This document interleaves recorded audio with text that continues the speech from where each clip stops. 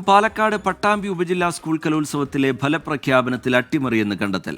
Of stage മത്സരങ്ങളിൽ വിദ്യാർത്ഥികൾക്ക് ലഭിച്ച ഗ്രേഡുകൾ വെബ്സൈറ്റിൽ അപ്ലോഡ് ചെയ്യുന്ന സമയത്ത് തിരുത്തി എന്നാണ് കണ്ടെത്തിയത്.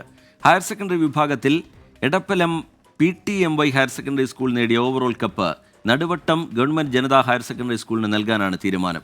നിഖിൽ പ്രമേഷ് ചേരുന്നുണ്ട് വിവരങ്ങളുമായി പാലക്കാട്ട് നിന്ന്. നിഖിൽ, എന്താണ് ഇതിൽ സംഭവിച്ചത്? വിവരങ്ങൾ എന്താണ് നിഖിൽ?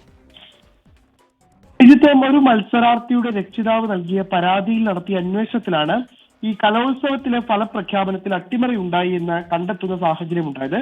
ഉപജില്ലാ വിദ്യാഭ്യാസ ഓഫീസറുടെ നേതൃത്വത്തിൽ നടത്തിയ യോഗത്തിലാണ് ഈ കപ്പ് നടുവട്ടം സ്കൂളിന് നൽകാൻ തീരുമാനമായത്.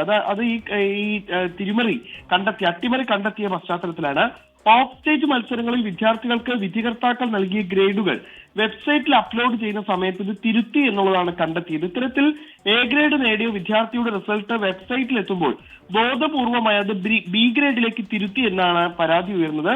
നടുവട്ടം ജനതാ ഹയർ സെക്കൻഡറി സ്കൂളിലെ വിദ്യാർത്ഥികൾക്ക് ലഭിക്കേണ്ട ഗ്രേഡുകൾ പലതും എടപ്പലം യത്തീംഖാന സ്കൂളിന് വേണ്ടി തിരുത്തി എന്ന ആരോപണവും ഉയരുന്നുണ്ട്. ഗ്രേഡുകൾ കുറച്ചതോടുകൂടി നടുവട്ടം ജനതാ ഹയർ സെക്കൻഡറി സ്കൂളിന് ലഭിക്കേണ്ട പോയിന്റും കുറയുന്ന പശ്ചാത്തലമുണ്ട്. ഇതോടെയാണ് എടപ്പലം ഹൈസ്കൂൾ ചാമ്പ്യന്മാരായത്. ഈ ഫലത്തിൽ സംശയം തോന്നിയ രക്ഷിതാവാണ് വിവരാവകാശ പ്രകാരം ലഭിച്ച വിധിപ്പകർപ്പും വെബ്സൈറ്റിൽ അപ്ലോഡ് ചെയ്ത ഗ്രേഡുകളും പരിശോധിച്ച് ഇത് അട്ടിമറിയാണ് എന്ന് കണ്ടെത്തിയത്.